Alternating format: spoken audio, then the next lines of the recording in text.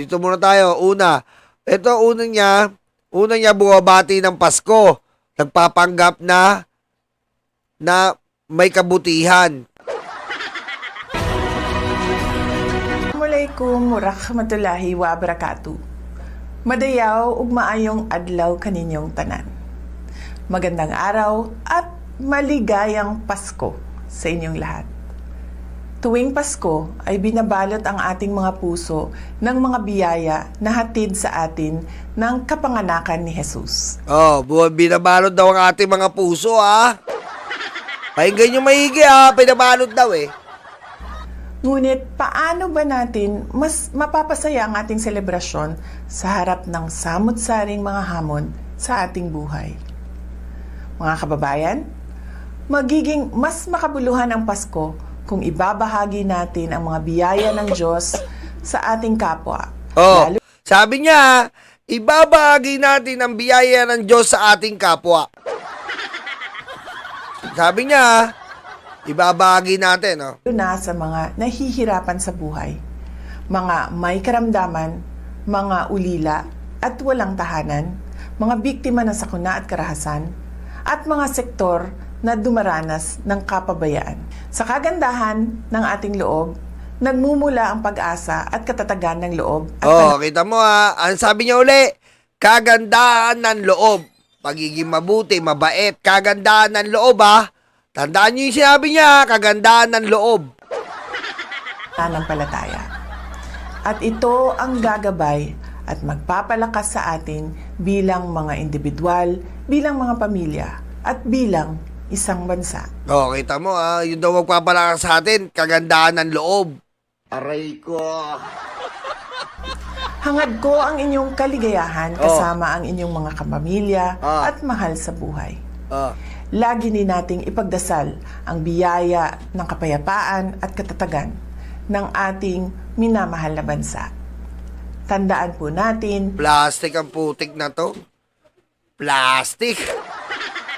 na ang pusong nagpapasalamat ay mapagbigay, mapagmahal, mapagpatawad. Mula Kagandahan loob, mapagpatawad. Pakinggan nyo mga DDS, huwag kayong tanga. Sabi niya, kagandahan loob, kailangan at magpatawad. sa kaibuturan ng aking puso, Kaibuturan ng puso. Kagandahan loob, magpatawad, kaibuturan ng puso. malipayong Pasko kaninyong tanan. Yan po, ha. Ano ang keyword natin? Kagandahan loob, mapagpatawad, kaibituran ng puso. Ayan, ha. Ayan, ha. Kagandahan loob, mapagpatawad, kabutihan ng puso. Ito pala yun. Ito na po, ha. Ito ang kagandahan loob, kaibuturan, kapagpatawad. Spirit of Christmas, may message ka ba kay BBM? Christmas daw? Ito, ha. Christmas wish kay BBM. Kailangan, Sara, ha. Kagandahan loob, kaibuturan ng puso, mapagpatawad. Kasasabi mo lang, ha. Huwag ka nga, tatanga-tanga, ha. Aray ko. Kakasabi mo lang, ha. Tigilan mo kaming kabaliwan mo, ha. Kagandahan loob, kaibuturan puso, mapagpatawad. Pakinggan natin. Bakit? Magbabago ba yung ugali niya kung Christmas o hindi? Kita mo? Yan pala yun. Putik. Ulitin natin. Ito na po yung kaibuturan ng puso at mapagpatawad. Kagandahan loob. Bakit? Magbabago ba yung ugali niya kung Christmas o hindi? Yan ang kagandahan loob ng mukha. Yan, Pare Eduardo, Mami Irene, Daddy Arvin. Hindi naman magbabago. And in the same vein, kita mo, itsura pa lang, hindi Oh, tignan mo, oo. Mapagpatawad. Kagandaan loob. Kaibuturan ng puso. Anak ka ng po. Tek, no? Kakasabi lang eh. Anak ng wedding, kakasabi lang. Oh. Ano ba itong presidente nyo? Gara neto eh, no? Hindi ka sumusunod sa script. Gara naman neto. Ang script nga natin, Malamama America. Mapagpatawad, di ba? Nanggagaling sa kaibuturan ng puso. Oh. Di ba? Kagandaan loob. Hindi wala pa kami nakikita kagandaan loob dito. Oh, isa pa. Same vein, magbabago ba yung ugali ko kung Christmas o hindi? Oh, kita mo. Walang Christmas daw dahil hindi magbabago ugali niya. Oh, ano? DDS. Walang Christmas, hindi magbabago ugali niya. Script lang yun eh. Script yun. Kailangan niyang script, basahin yun para maganda epekto. Oh. Ako, tingnan mo yung tsura, oh. Ayaw mo, may kagandaan loob na mukhang naka-rugby. Patayin mo si BBM? No joke.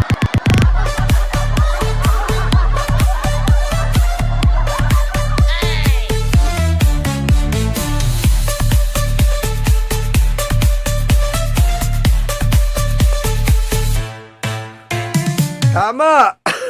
Rupina, wala nang pa-plastic pa sa mukha ni Sara Kupal Duterte. So kung ayaw ko siya batiin kahapon na hindi Christmas, ayaw ko siya batiin ngayon. Oo, kita mo, mapagpatawad, di ba? Tama naman. Oh, so kung ayaw ko siyang batiin kahapon, ayoko rin siyang batiin ngayon. Wala kayong pake. Ha? Wala kayong pake. Oh, tama naman siya. Kung ayaw niyang batiin kahapon, syempre, hindi niya pa rin babatiin ngayon. Tek, lupit, men. Oh, diretso pa natin. So kung ayaw ko siya batiin kahapon na hindi Christmas, ayaw ko siya batiin ngayon na Pasko. Eh ganun kasi ako na tao. Oh, ganun pala siya na tao eh. Ganun pala siya na tao. Wala sa kanya yung mapagpatawad. Wala sa kanya yung gininto ang puso. Wala sa kanya yung kaibuturan. Yun naman pala eh.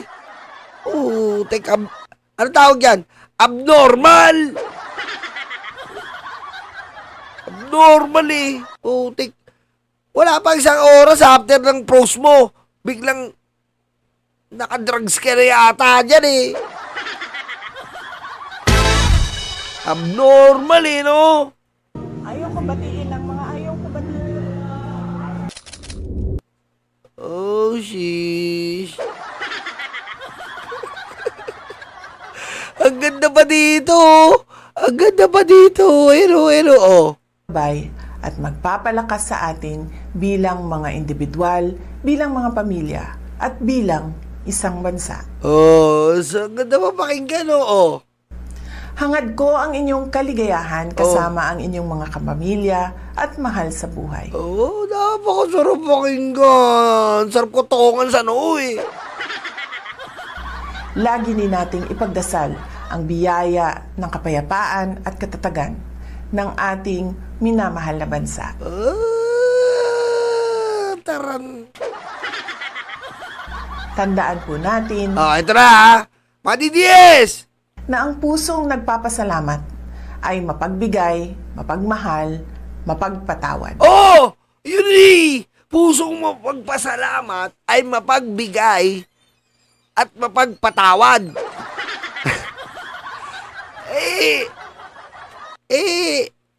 nangyari dito? Oh. Hindi naman magbabago. And in the same vein, magbabago ba yung ugali ko kung Christmas o hindi? Oh, kita mo, tama naman.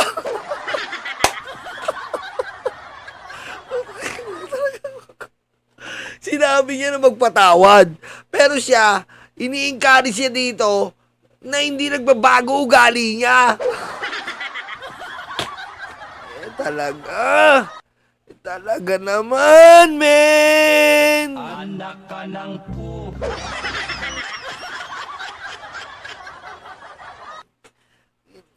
Grabe, itong presidente nyo. Dito pa. Ito, bago. Posible umanong makaapekto sa mental wellness ng mga opisyal na mga kagawaran ang pagkamatay ni dating DPWH Undersecretary Catalina Cabral ayon kay Vice President Sara Duterte. I think makaka-epekto ito sa mental wellness ng mga undersecretary at mga assistant secretary dyan sa mga opisina ng mga department. Oy, pare Eduardo, lumabas ang tunay na Demiñita. Sabi ko nga eh. Thank you, pare. Raulo eh. Dahil yung mga kaparte ng mga anomalya, mag-iisip na sila kung mahuhulog din ba sila sa bangin. Naku, kunyari ka pa. Ayaw ding magbigay ng espekulasyon ni Duterte sa pagkamatay ni Cabral dahil wala siyang nabasang reports kaugnay nito. Kaugnay naman sa umano'y naging pagbisita niya Ito, pakinggan nyo to ha. Pakinggan nyo. kay dating Congressman Arnie Teves na nakapiit ngayon sa Camp Bagong Diwa sa Taguig. Hindi ito kinumpirma o itinanggi ni Duterte. Pero Patay na. itinanggi niyang kilala niya si Ramil Madriaga na nagpakilalang bagman niya na naunang nagsabing 2 beses siyang binisita ng bise sa kulungan. Yan ang sinungaling yung BP. Sinabi rin ni Duterte na hindi pa sila nagkakausap ni Senador Bato de la Rosa na patuloy ang pagliban sa mga sesyon sa Senado. Ayan ang sinungaling yung BP. Tinanong na siya. Tinanong siya. Kilala mo ba pagpunta ka ba sa BJMP? Hindi ko sasabihin, pwede kong hindi ko may confirm or deny it. Yun na, kasi nga po, kapag ganon, pag sinabi niya, I cannot confirm or deny, ibig sabihin, may pag-aalinlangan na. May pag-aalinlangan. So, lumalabas na nagsisinungaling ka. Dumalaw ka eh. Kasi kung hindi ka dumalaw, masasagot mo yan. Dumalaw ka, ibig sabihin. Kasi nga, hindi mo masigot ng diretsyan. Diba? Hindi mo masagot ng diretsyan eh. Kasi, simple yung tanong. Dumalaw ka ba sa BJMP? Oo, hindi. Ang sagot mo, hindi ko ma-confirm or deny. Anong sagot yun? Anong sagot yun? Hindi pwede sagutin mo ng ganon. Hindi pwede sa korte yun. Your Honor, I cannot confirm or deny it. Tama, Lucy. Yes or no lang. Pumunta ka ba sa BJMP? O hindi? Maybe. Maybe. Hi, friends, and not friends, and not friends.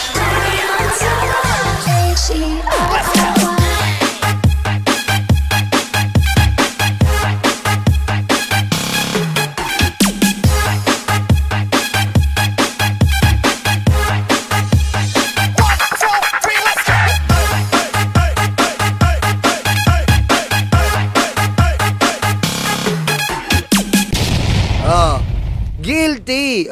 Shoutout si Reza Force, Chaycher. Si Reza Force, shoutout. Shoutout si Reza Force. 'Di ba? Guilty. Viola, nandyan din pala. Oh, guilty. Guilty. Putik, hindi mo pwede sabihin. Siyempre, masasagot niya, media yan. Pero kung nasa korte ka, nasa quadcom ka, hindi mo pwede sabihin maybe. Oh. Hindi niya kasi masagot. Oh, kasi mayayari po siya eh. So, confirm po tayo na si Sara ay nagpunta doon. Hindi madidelay ng mga DDS yon. Siyempre, sasabihin nila, kay Tebes naman pumunta eh. Pumunta ka sa isang terorista? Pumunta ka sa isang murderer? Ba't mo pupuntahan ang mga taong ganun? Oh, ba't mo pupuntahan, vice presidente ka? Anong image ang papakita mo? Suportado mo ang mga murderer? Suportado mo ang mga terorista?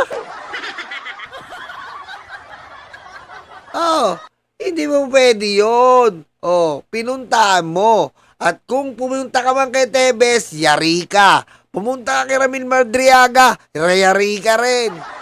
Oh, yan ang hirap na hirap depensa ng mga bobong DDS na mga tae at ngongo. Aray ko. Oh. Diba? Kahit anong gawin mo, kahit pumunta ka, sabihin mo si Tebes na ng pinuntahan mo, yari ka pa rin. Bawal yun. Bakit ka pupunta kay Tebes? Alam mo naman may kaso si Tebes. Oh. Ano yun? Oh. Suportado mo yung mga ganun tao? Bakit? Anong pinag-uusapan nyo? Oh. Oh. Anong pinag-uusapan nyo? Oh. Yari ka naman. Kaalyado mo ang mga terorista. Kaalyado mo mga demonyo talaga. Manang-mana ka sa tatay mo. Patay.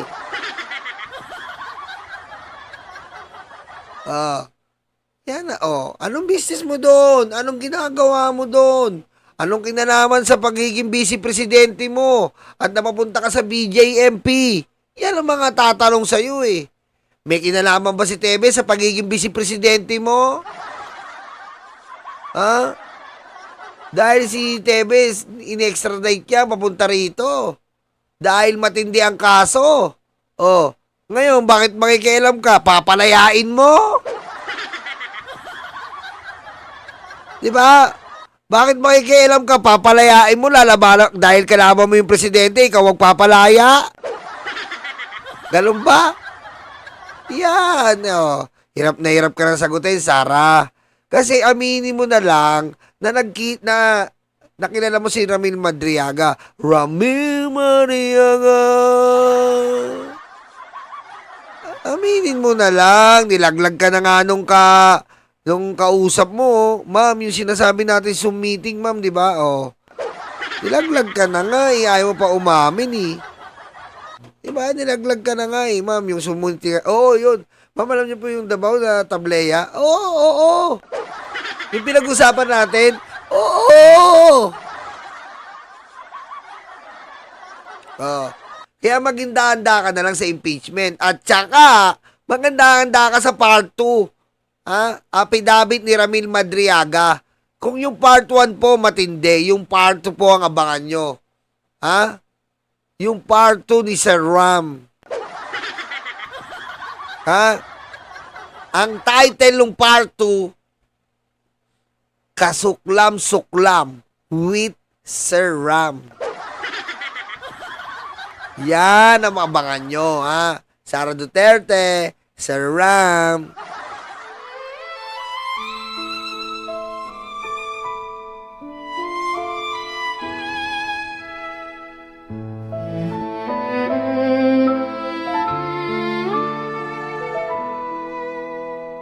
Nakaupo ako, lumalamon sila. Masasaya itong aking mga kaibigan. Abot kamay nila ang bunga ng puno. Dahil balikat ko ang ginawang tuntungan. Habang namimitas lalong natatakam, sila ay para bang wala ng kabusugan. Kahit alam nilang mayroong mga langgan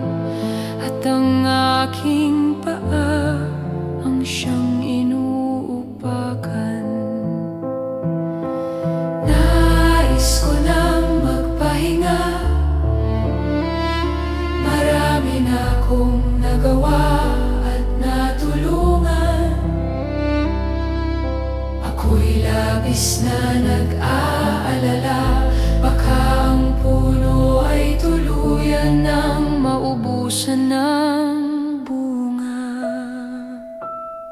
Nakaupo ako, nagbabantay sila.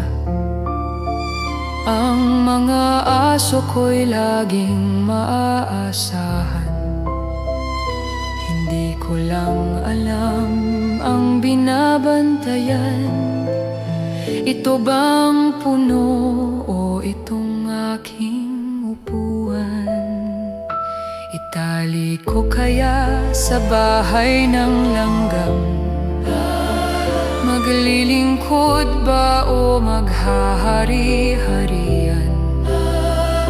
Masasagot lamang ang malaking tanong kapag ako ay nawala na ng tuluyan.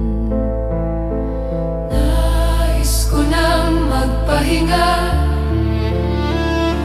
marami na akong nagawa at natulungan. Ako'y labis na nag-aalala, baka itong mga aso ay maulol at magwala.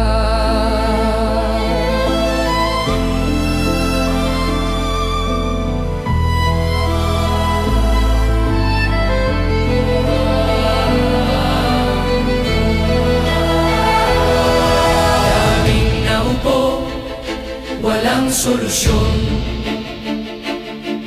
Daming nangako, naging ilusyon.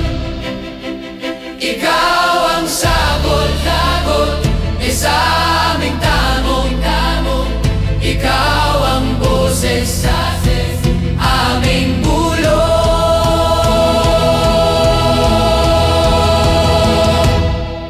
Nilalait ka at sinisira ng kinakaya mo para sa bayan. Ikaw ang aming tagumpay, bonbon, walang kapantay. Nilalait ka at sinisira ng kinakaya mo para sa bayan. Ikaw ang aming tagumpay, bonbon, walang kapantay. Ang mga sugat, ikaw ang lumunas. Saradong isipan, ikaw ang nagbukas.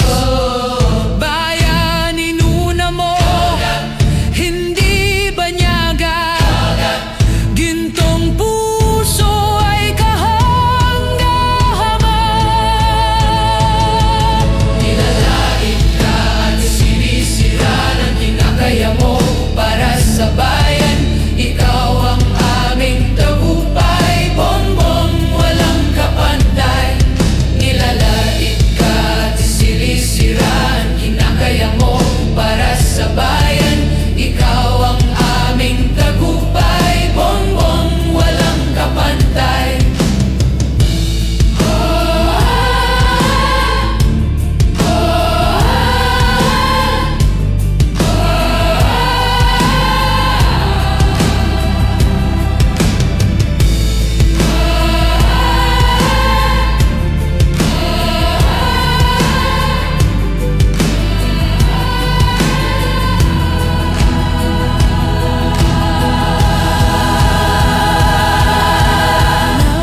Nais ko nang magpahinga,